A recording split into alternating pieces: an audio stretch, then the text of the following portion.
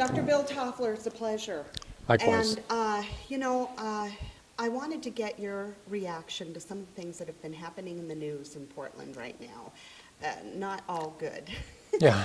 This week alone, a couple, a jury awarded $2.9 million for a, quote, wrongful birth for a couple who said if they'd only known their daughter had Down syndrome, they would have aborted her. And evidently we got a jury to agree they deserved a huge payout for this. What's your reaction to this? Well, it's a sad state of affairs, I think, where we think of babies, innocent babies, able or disabled, as being wrongful. And what a pejorative view we cast on all of the individuals who have Down syndrome or the patients I take care of in group homes, that somehow they're less valuable, and that if we were to actually have a birth with a baby that's not perfect, that somehow we deserve a reward. Now, I know there are technical details in saying that the whole system of screening for a person with a defect was not Right. handled correctly, and that was the technical aspect. That's the only perhaps redeeming thought here, is that it's really the reward is because there was a system error. And yet, the whole paradigm of search and destroy, search for a baby that is not perfect and then destroy it, is absolutely, I think, wrong. And that's kind, because I think some would say it's even evil. The idea of going out and looking for people, it smacks of a dark period of the last century where some people were supposedly less fit. Or 150 years ago, if you had extra pigment in your skin, you could be selectively maltreated or even killed. And so these are really dangerous thoughts when you actually say it's okay to eliminate a human. And I feel for parents that, yes, they need support, they need our help, but the idea of the baby being wrongful. These tests are not designed to help the child in the womb. No. As a rule. Is No, that right? I very clearly am saying it's like in Vietnam, search and destroy. In that case, it's an enemy you're fighting in a war, and now this is a war on the unborn, searching and destroying those who are not perfect. And, I think about the Down syndrome babies that do make it through this search and destroy in our country, where 90% don't make it through that. What blessings they are to the families that are open to that life. And even this family says they love their child. So which is it? I mean, are you grateful to God for this blessing that's come into your life? Or are you angry because you weren't able to kill it? I pray that the baby never learns that that's the mentality that they had, that had they known that I was going to come into existence, they would have killed it. And when you go extend that logic even further, as we were talking earlier, there are people writing articles in peer-reviewed literature that parents should have the right to end the life of the child even after it's born. And of course, the logic, I'm not agreeing with this, of course, but the logic is inescapable. If you believe that a mother has the right to kill her child in her womb, then what different does the passage through the vagina make? What blessing does that confer a personhood?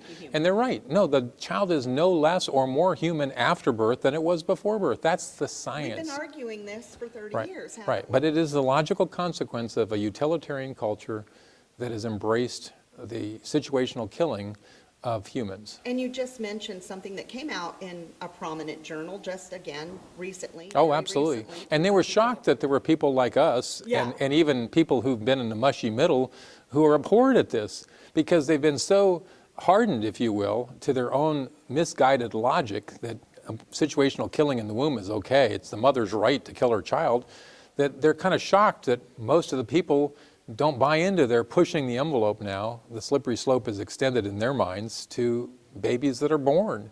They're really perplexed. They're confused. I mean, it's really, This is scary. they've only been talking to each other, if you will, the so-called ethicists, and I put it in quote because they have no ethic. No.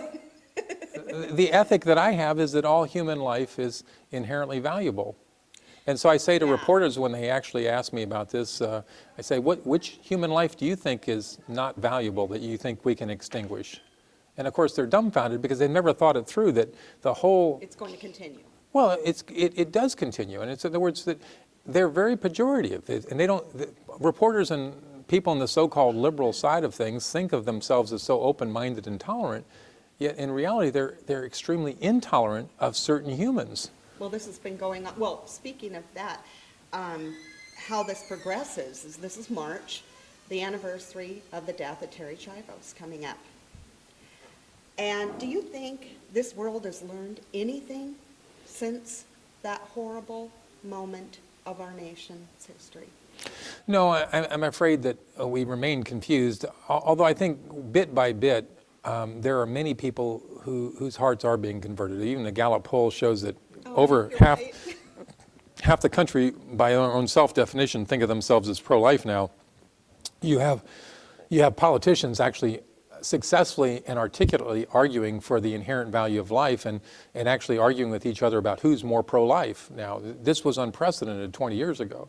So while it's true that there are clearly people who believe that we shouldn't have protection for babies born alive after abortion, like our current president, and you have people who want to force their own sacraments of abortion or contraception on even religious people who find that abhorrent. We have that, true.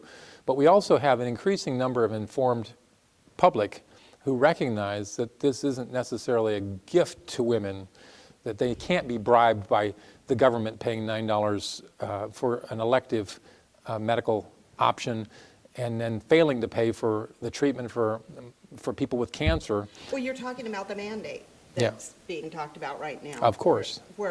Now, tell people why, even if you're not Catholic, you should be very concerned about this. This isn't just a Catholic issue. No, it's a religious freedom issue. Do we believe that the country was founded for religious freedom and religious practice, or do we believe that the state can determine whether you can park your faith by the door, and unless you're literally in the sanctuary of the church, you've got to do things that you find unconscionable according to the teaching of your faith? And I would say that, unfortunately, the current leadership of the country, and I'm naming names, President Obama and Kathleen Sebelius, the so-called Catholic, is absolutely promulgating a paradigm where the government determines that you have to pay for things that you find abhorrent, that are, in your religious perspective, sinful. This is an unbelievable broaching of the high wall that they... Well, it's never been done in my lifetime. And the reality is that there was supposed to be a separation of church and state. Now the state is yelling for that. Reaching into the pocketbooks of Catholics, evangelicals, other people of faith, and saying, you have to do what the government tells you to do. And you think, this is unheard of. You would think this would be the Soviet Union or Communist China or North Korea. Only in those countries do they tell women that they can't have the second baby, that they have to have an abortion. And the one-child policy. But you have the government of the United States at the highest level now telling Catholics, essentially, as one bishop put it, well, to hell with you Catholics. Essentially, that's the most succinct way to say is it. And then the smokescreen of a supposed smokescreen of a compromise. Right. You say, well, no, we won't have you pay for it. We'll force the insurance companies to pay for it. Well, it isn't like manna from heaven, the money. The insurance companies get it from people paying. So it isn't a compromise at all. It's essentially pass-through. It's like money laundering in the mafia. I mean, because they had a middleman, that it made the crime any less culpable? But isn't it also, I don't think the media never talks about this, but it's also the abortion pill is also to be included in this. Oh, absolutely. I mean, not just contraception. Well, of course, because on the umbrella of so-called contraception, and think of the word contraception means it's against conception, and yet the very way that IUDs work, the way that pills work in some women in some cycles, the morning after pill, Ella, RU46, all of these would be under the coverage of the government program, and they clearly, in many cases, are direct attack on the conception. That's already a new life, a new human life has been formed. It's a chemical abortion. Absolutely. Well, we need to make it really clear. Well, people don't understand. There are all genres of abortion now. There's the direct surgical abortion, that would be covered. There is the assault with chemicals on conceptions that are already implanted in the mother's womb. That's like RU46 at one extreme. Right. There are IUDs that not only interrupt the pregnancy mechanically inside the woman's otherwise sterile, safe womb for the implantation site, but they're laced with chemicals like progesterone that actually go systemically to suppress ovulation. And there's systemic side effects even from a little micro dose that's laced in the... Terrible side effects. Yeah, and so these different devices are clearly working in some women in some cycles in a post-conception Used to be in part the of fine pregnancy. print, but I heard they took it out. Well, actually, no, it's still in the fine print. The reality is that people denigrate that as though, well, that's just what they have to say because of the FDA. Well, this is crazy. It's like the government is actually trying, if you actually do read that fine print, to inform people, or listen to the ads on TV. It shows these vivacious women, and I love it since I've been on X, Y, or Z product. And then listen to the warning. This can cause strokes, heart attacks, thrombosis, pulmonary emboli, and death. Especially if you have migraines and you smoke. I mean, you'd have to be a fool to take this stuff. And then they say, oh, it's greater, it's because pregnancy is such a risk. Well, if you actually look at population-based studies, women, when they're pregnant, actually take care of themselves. They tend to decrease or stop smoking. This is never publicized. No, and actually, in a study that was done in Finland, the women who were pregnant, actually, there was more likelihood of them being alive than women who didn't become pregnant. And then a dark secret that they don't let out is that if you choose to abort what otherwise is a healthy change in the normal state of affairs for a woman being pregnant, you choose to abort it, that woman has twice the risk of being dead in 1 year as a woman who never became pregnant, and 4 times the risk of a woman who chooses to carry the baby to term. Yes, there are risks associated with delivery, but there are also risks associated with life. And one of the risks associated with abortion is the higher rate in that woman of suicide. It's so much so that the British College of Obstetricians and Gynecologists think that we should be screening for depression before a woman is having an abortion. And that came out of a famous artist who had twins, chose to abort the twins, regretted it so much a month later, that she basically left a note saying she was killing herself to join her twins in the afterlife. Well, it created quite a stir, but it also brought to light the statistical reality that women often choose abortion not like you'd choose between vanilla and chocolate. Women choose abortion like an animal caught in a trap chews its leg off, and they feel like they have no choice. They feel like their so-called lovers abandon them unless they abort the baby. Their parents don't want them to be pregnant because they have to interrupt their college career. Or their employer doesn't want them pregnant because they need them on this project. So it's that they feel they have no choice, and it's a rare woman. It's like at a 5% level that looks back and says, I'm glad I had the abortion. 95%, 90+% of women regret their abortion. If you ask them years later, they regret it. This message isn't getting out No, to the young but it is people. the truth in But terms it of the is true. research of... And you've got we've got all the yeah, figures you can look back at now. the book by Frederica Matthews Green, who used to be a radical feminist and then became a feminist for life, if you will. And she did interviews of many, many women in focus groups and saw exactly what I'm saying to be the case. Well, it's interesting when you mention true scientific studies and true scientists will speak the truth, and you mentioned the doctor up at Fred Hutchinson's. Absolutely. This is an article in a peer-reviewed journal just a few years ago, and it showed that women with triple-negative breasts, that is, that they have no receptors sensitive to estrogen or progesterone, and that's like almost 1 out of 5. 17% of women are in this. 17%. And if they take the pill, the birth control pill, before the age of 21 for even 1 year, they've doubled their lifetime risk of breast cancer. If they take it for 5 years after 21, according to this study, they've quadrupled their risk of breast cancer. Now, I'm not arguing with people. I'm not imposing my viewpoint on them. If they choose to do this, but they should be informed. I know. Exactly. Why would we be against informing them? And I say to medical students and residents that I teach, I'd be glad to take them out to steak dinner if they ever hear one of my colleagues actually inform a woman ahead of time about the relative risk to their breasts of taking this hormone, especially when they have not had the protective effect of a full-term pregnancy. If you have a full-term pregnancy, everyone agrees you've decreased your lifetime risk of breast cancer by almost 50%. But that pill can still do you harm if you do Well, it, but it's less. It's less. If you've had a full-term pregnancy, all of the things I'm saying are still true. It's just that they're not as true. In other words, they don't have the same profound effect of doubling or quadrupling your lifetime risk of breast cancer. You were talking about seeing these young women with Race for the Cure and all this stuff. Seeing these young women get breast cancer was unheard of years ago. It was. In fact, you know, I'm Used to be I'm called the not. grandmother's disease, right? Yeah, I've been a doctor since the mid-'70s. 76, I finished medical school, and it was unheard of to see 28, 30-year-old women with breast cancer. Now it's very much commonplace, and there are at least a couple factors. It was also used to be rare in Japan before the advent of the birth control pill became legal, only about 10, 15 years ago. It was didn't know that. illegal, and breast cancer was rare. Now, of course, they're catching up. And why women are getting exposed, in my opinion, at least one of the risk factors is supraphysiologic doses of the anabolic steroids, that is female hormones, Yes. breast progesterone and People estrogen. think, no, it's a steroid. You were talking about that earlier. Yeah. This is the first time I've ever heard that Well, was the case. these all have this essential steroid nucleus Unbelievable.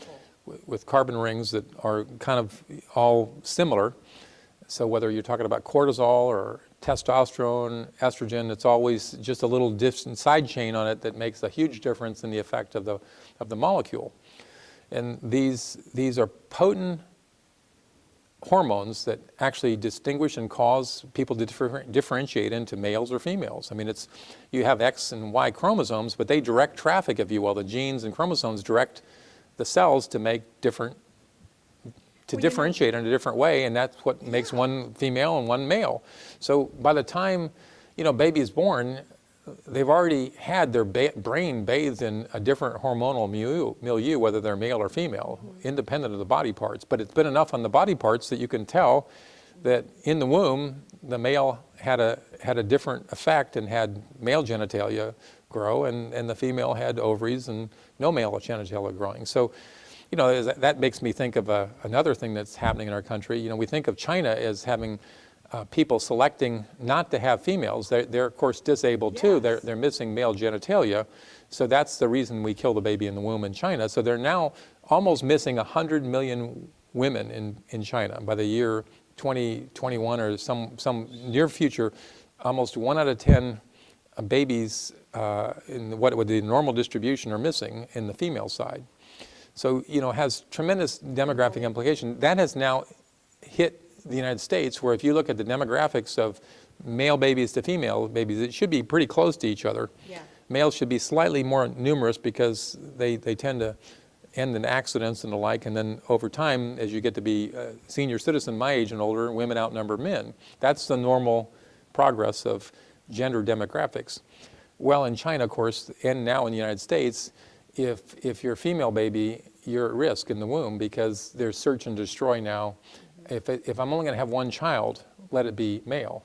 So, where's the women's movement in this absolute denigration of the value of females? It's astonishing. It's the same thing that Stephen Mosher at the Population Research Institute found when he was an anthropologist at Stanford, is that he found no interest among his fellow anthropologists who were the so-called liberals in this issue of absolute mistreatment of females in China. Oh, I think he was kicked out of the program, as I recall. Well, he certainly was. He wasn't selling his books there. On the other hand, he found quite openness to his message of true justice for males and females, where they're really equal in Catholic circles, and ultimately has become a stalwart, probably one of the most knowledgeable people about this injustice going on increasingly. And I'm glad he didn't stay quiet. He's coming next month to Portland. Oh, wonderful! Too, I for did the not. conference. I didn't know that. Yeah. Yeah. Okay. And so we get to hear more about that from him. Well, I'd encourage everybody to go. He's a world-class speaker. He's one of the most knowledgeable people about the situation that goes on in China. It's still a communist country, even though they've embraced many aspects of capitalism. You can see how the people have benefited from that. We no longer have to export wheat to China. They can produce and be successful in that they've embraced evil capitalism, and so they're now the second economy in the world. They've overtaken Japan. So you can see when you let a little light of not only democracy but capitalism, the evil capitalism seems to have taken them out of poverty, where they couldn't even feed their own country. And it's very enlightening. Or India is the other huge power. And what do they have in common? They have people. People aren't evil. They're actually economic engines. Oh, And I love that. you know, That's a good way to you put think it. about the island nation of Japan. It is about the size of California. It has at least three times as many people as California. We think of California as populous, 33 Yeah, million. yeah. Well, Japan has like 110, almost 120 million people in this island nation. Oh my gosh. And they're up until China just surpassed them, they were the second economic power, an island with virtually no resources apart from people. I mean, they can fish. They have a big fishing industry because they're Right. surrounded by ocean. Yeah, yeah. They make nuclear power until recently, but Yeah. the reality is that Japan, the secret of their economic success was the hardworking people freed from their previous hierarchical leadership, where you now have democracy, women are respected, and it's what happens when you open yourself to capitalism and you have hardworking, industrious people who are ingenious, and they outproduced virtually every country except for the United States. And now the government wisely is encouraging people to have children in Japan now? In Japan. Well, They're paying women to have they babies. realize And well, they realize that they're facing a population winter, if you will, a demographic winter, because its aging population is not replacing itself, and women are having fewer than one baby. It's happening all over Europe. Well, exactly. And if it weren't for imports in the United States, it would be happening in the United States. But Yes. we import Asians, Mexicans, Canadians, Europeans. We about everybody. They save us. We should open our doors to immigrants. This is what has been the savior of the country, even when we were Because below. We're not having children. We weren't replacing ourselves. Right now, we're just on the edge. But part of that's because we have imports who are much more open to life, especially the Hispanic community is far more open to life. They tend to be more Christian, more Catholic, and so they are more open to the gospel of life. Well, speaking of the gospel of life, I wanted to get your thoughts on your colleague you mentioned had recently committed suicide that was one of the key spokespeople for it. So somebody up at OHSU, did you know him?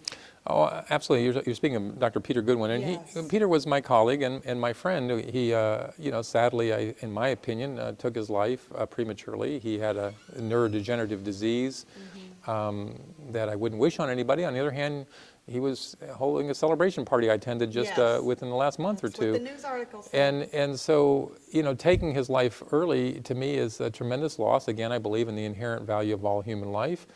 And I think the so-called death with dignity is not what it's euphemistically named. I'm so glad I- you put it that way. I think that, I value my wife, who unfortunately has end-stage cancer, and I will value her to her dying breath, and I don't want to take any of that away.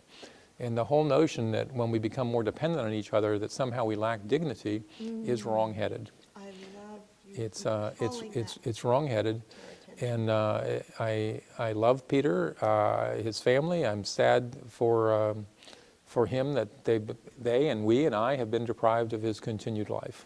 And they knew where you stood. He knew. Oh, absolutely. And we Exactly. fought publicly and privately Oh, through is the that years. right? Oh, Interesting. absolutely. So I think that, a loss, we can either way. disagree with each other and still respect each other, but I will not stop disagreeing with his decision. And when I do that with Yeah. patients, when I disagree with their desperateness, whether they're 15-year-olds who've lost a lover in their high school or they're 60-year-olds who've lost their spouse 3 years earlier and are grieving, I treat them the same way, is that their life, regardless of how desperate they are about living and going on living, is valuable. And I don't want people treating my wife when she feels dark in her moments, as the cancer potentially progresses and likely will, barring a miracle. I don't want her being treated either as though her life is different because she's so-called terminal.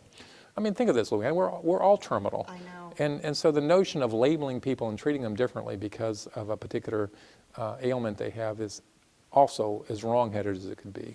Oh, I'm so glad that you brought that up, and I'm so sorry that somebody you weren't able to convince that was in a vulnerable state like that. But Well, and you don't. I mean, I have to let go of. I had a delusions of control at one time in my life that I'm trying to shuck. Is that you just can only do what you can do, And, that was true with Jesus. I mean, there would be times he'd tried to come into his community in Nazareth, and there was a prophet's never without honor except in his own land. And you have to accept that some people are not going to hear your message because we have free will. And, interesting enough, Peter had the means and capacity to do this at any time in his life. I would not have recommended it when he was 60, and I certainly don't recommend it when he's 80, whether he has neurodegenerative disease or not. I mean, I don't treat him any differently, Yes. or anyone differently. I want a consistent ethic of the value of all human life, and that's sad. You start to hear this new comment that we shouldn't give people hope, that hope is almost dangerous. And, I heard a lecture on that by one of my colleagues who I am also friends with as well. And I think, I understand what he's saying is at some point we have to share reality of we're terminal and we're close to the end. That's okay.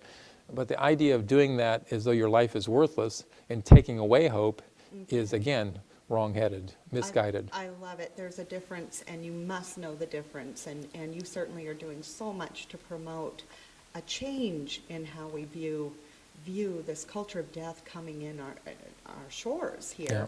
And I know briefly you were here to address a group that would ask you to speak on natural family planning and rejecting chemical contraception. Right. Do you think there's value for people that maybe don't even have any religion? Is there value in rejecting the whole worldview of contraception for absolutely. the climate I of mean, life? you just think of the simplicity of respecting the natural biology of a woman by the man. It should build relationship, have the male actually have to cooperate with his spouse, his wife, his significant other's biology. This would be a real breakthrough by itself. Not to mention if we consider ourselves a green movement, a green responsible. Where are the green people Well, this on is a hormone that gets flushed into the toilet. It doesn't get cleaned out, so it's actually changing the gender identity of the fish, especially here in Portland, where you have combined sewage overflows. Even with the new pipe that's been built, if it rains heavily like it has in the last 24 hours, that sewage is going directly into the Willamette River. So your reality is that we care about the environment to a point, because obviously this is a sacrament, contraception, that we can't change even when it's damaging the environment. Not to mention the environment of a woman's body is the body was designed to have a level of hormone, not too much, not too little. You give superphysiologic doses of hormones and you get exactly the effect that you hear about in those warnings on the ad. You're higher risk of clots, strokes, heart attacks, cancer. And they'll mislead women.